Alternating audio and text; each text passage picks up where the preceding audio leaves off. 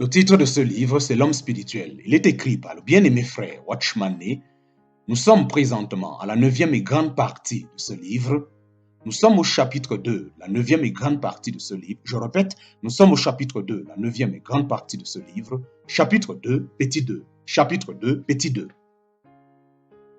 En acceptant l'enseignement sur leur union avec la volonté de Dieu, les chrétiens se laissent souvent aller à une fausse conception de cette union. Ils s'imaginent qu'elle comporte une obéissance passive, que leur volonté doit être annulée, comme s'ils devaient devenir des marionnettes. Ils ne veulent plus faire usage de leur volonté et se refusent à lui laisser le contrôle d'une partie quelconque de leur être. À première vue, cela peut sembler une grande victoire, car il est assez extraordinaire de voir une personne douée d'une forte volonté naturelle, s'abandonner soudain à la passivité. Elle n'a plus d'opinion sur quoi que ce soit et obéit aux ordres sans soucier.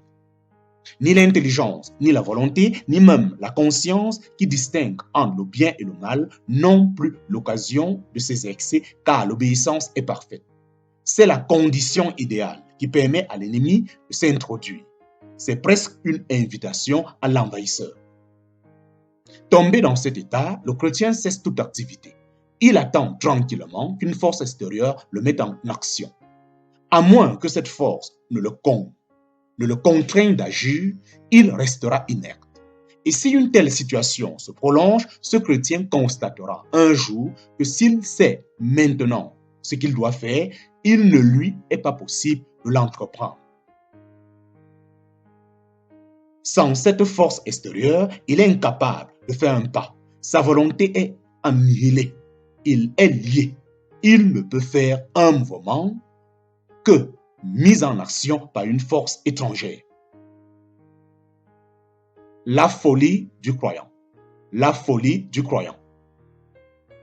La folie du croyant.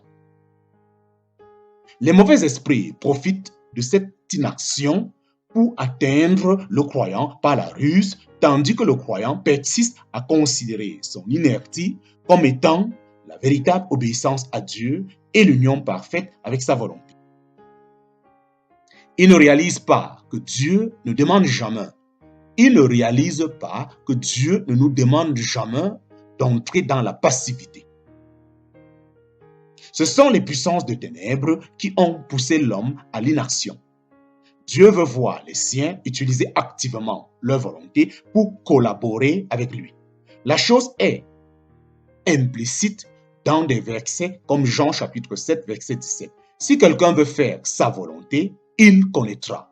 Et Jean chapitre 15, verset 7, demandez ce que vous voudrez et cela vous sera accordé.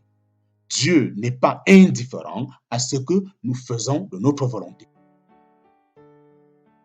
Bien qu'il soit maître et seigneur de l'univers entier, Dieu accepte d'être limité en refusant d'empiéter sur la volonté humaine.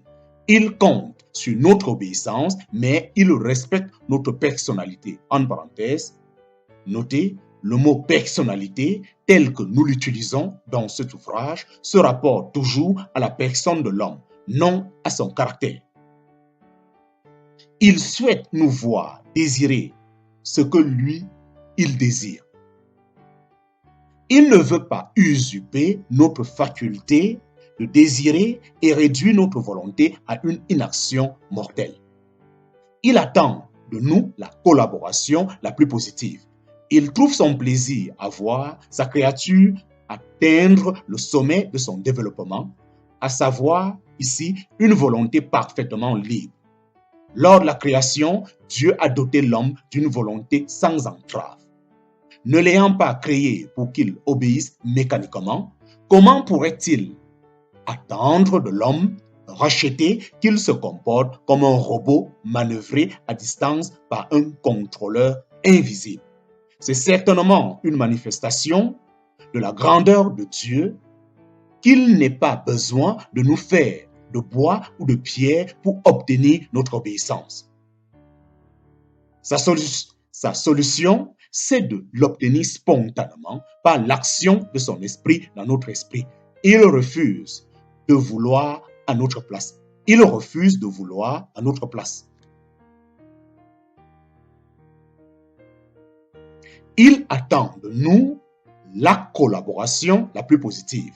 Il trouve son plaisir à voir sa créature atteindre le sommet de son développement, à savoir ici une volonté parfaitement libre. Lors de la création, Dieu a doté l'homme d'une volonté sans entrave. Ne l'ayant pas créé pour qu'il obéisse mécaniquement, comment pourrait-il attendre de l'homme racheté qu'il se comporte comme un robot manœuvré à distance par un contrôleur invisible? C'est certainement une manifestation de la grandeur de Dieu qu'il n'ait pas besoin de nous faire de bois ou de pierre pour obtenir notre obéissance. Sa solution, c'est de l'obtenir spontanément par l'action de son esprit dans notre esprit. Il refuse de vouloir à notre place.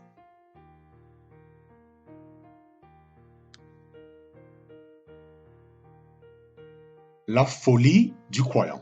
La folie du croyant. Les mauvais esprits profitent de cette inaction pour atteindre le croyant par la ruse, tandis que le croyant persiste à considérer son inertie comme étant la véritable obéissance à Dieu et l'union parfaite avec sa volonté. Il ne réalise pas que Dieu ne demande jamais. Il ne réalise pas que Dieu ne voudrait jamais qu'il vive dans la passivité. Ce sont les puissances des ténèbres qui ont poussé l'homme à l'inaction. Dieu veut voir les siens utiliser activement leur volonté pour collaborer avec lui. La chose est implicite dans des versets comme Jean chapitre 7, verset 17. Si quelqu'un veut faire sa volonté, il connaîtra. Et Jean chapitre 15, verset 7. Demandez ce que vous voudrez et cela vous sera accordé. Dieu n'est pas indifférent à ce que nous fassions, à ce que nous faisons de notre volonté. Bien qu'il soit maître et seigneur de l'univers entier, Dieu accepte d'être limité en refusant d'empiéter sur la volonté humaine. Il compte sur notre obéissance, mais il respecte notre personnalité. En parenthèse, note, le mot personnalité tel que nous l'utilisons dans cet ouvrage se rapporte toujours à la personne de l'homme, non à son caractère. Il souhaite nous voir désirer ce que lui, il désire. Il ne veut pas usurper notre faculté de désirer et réduire notre volonté à une inaction mortelle. Il attend de nous la collaboration la plus positive. Il trouve son plaisir à voir sa créature atteindre le sommet de son développement, à savoir ici une volonté parfaitement libre. Lors de la création, Dieu a doté l'homme d'une volonté sans entrave. Ne l'ayant pas créé pour qu'il obéisse mécaniquement, comment pourrait-il attendre de l'homme racheté qu'il se comporte comme un robot manœuvré à distance par un contrôleur invisible? C'est certainement une manifestation de la grandeur de Dieu qu'il n'ait pas besoin de nous faire de bois ou de pierre pour obtenir notre obéissance. Sa solution, c'est de l'obtenir spontanément par l'action de son esprit dans notre esprit. Il refuse de vouloir à notre place. Or, de même que Dieu respecte la volonté de l'homme, Satan est incapable d'usurper une partie quelconque de notre aide sans son consentement. Que l'homme lui donne parfois inconsciemment, en parenthèse, tolérant un vide en lui. Or, de même que Dieu respecte la volonté de l'homme, Satan est incapable d'usurper une partie quelconque de son être sans son consentement, que l'homme lui donne parfois inconsciemment, en parenthèse, en tolérant un vide en lui.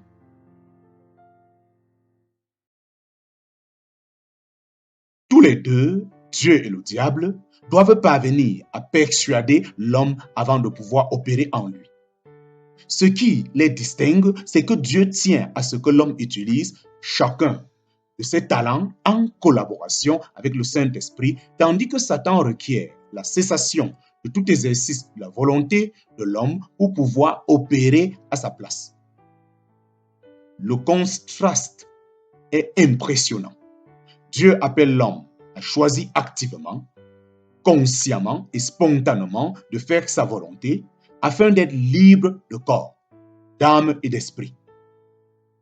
Satan force l'homme à être passivement son prisonnier et son esclave. L'homme se trouve ainsi réduit à une pièce de mécanique, sans aucune responsabilité consciente. Dieu appelle l'homme à choisir activement, consciemment et spontanément de faire sa volonté afin d'être libre de corps, d'âme et d'esprit. Satan force l'homme à être passivement son prisonnier et son esclave. L'homme se trouve ainsi réduit à une pièce de mécanique sans aucune responsabilité consciente. Quand le croyant glisse dans l'inertie au point de renoncer à choisir quoi que ce soit, il se laissera aller au gré de n'importe quelle circonstance qui survienne. Il s'imagine que désormais, c'est Dieu qui décide tout pour lui et que tout ce qui lui est demandé, c'est de se soumettre passivement. Tout ce qui lui arrive est étranger. Tout ce qui lui arrive est arrangé par Dieu, pense-t-il. Il doit donc tout subir en silence. Bientôt, il perdra toute initiative, même dans le cadre de ses devoirs élémentaires. Il craindra d'exprimer ses opinions et encore plus de divulguer ses préférences. Ce sont les autres qui doivent choisir et décider pour lui. Il est comme une algue à la dérive sur les vagues de l'océan. Ainsi, le chrétien doit-il prendre bonne note de ce suprême avertissement. Une fois qu'il a perdu la volonté de Dieu, une fois qu'il a perçu la volonté de Dieu par l'intuition de son esprit, son être entier doit être mis activement à contribution pour l'exécuter. Il ne doit pas rester passif.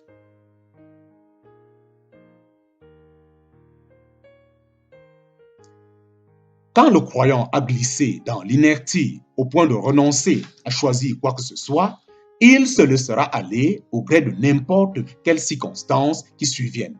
Il s'imagine que, désormais, c'est Dieu qui décide tout pour lui et que tout ce qui lui est demandé, c'est de se soumettre passivement. Tout ce qui lui arrive est arrangé par Dieu, pense-t-il. Il doit donc tout subir en silence.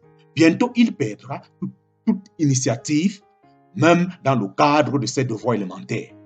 Il craindra d'exprimer ses opinions et encore plus de divulguer ses préférences. Ce